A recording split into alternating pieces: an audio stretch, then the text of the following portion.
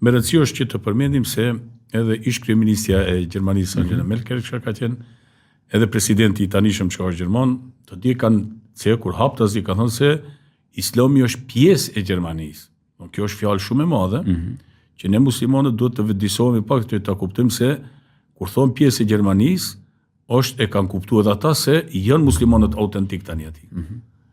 Mirë po, problemi kryesor është që muslimanët që kanë shku, domthonë emigrantët që kanë shku në atje, nuk janë ata muslimanë me të vërtetë që e prezantojnë Islamin, po shumica prej tyre kanë mbajt traditat e shtetit të tyre, ose vendit të tyre, ose kombit të tyre. Kulturën e vendit që kanë bërë edhe.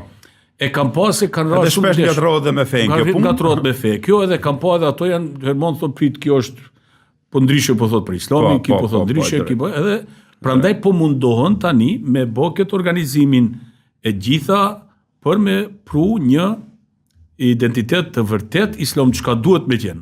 Prandaj thash edhe parës, ne kemi fatin si shqiptar që ndoshta ne do të jemi ata të cilët do ta mbajmë këtë flamur.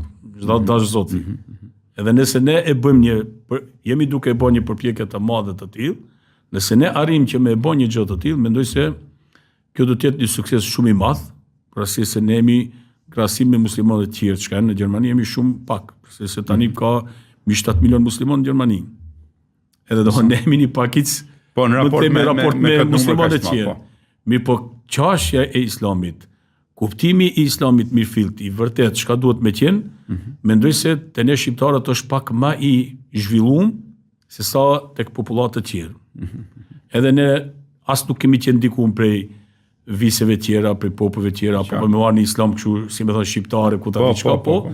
Thjesht po mundohemi me mishë me shpirti Islamin e vërtet çka duhet me qenë.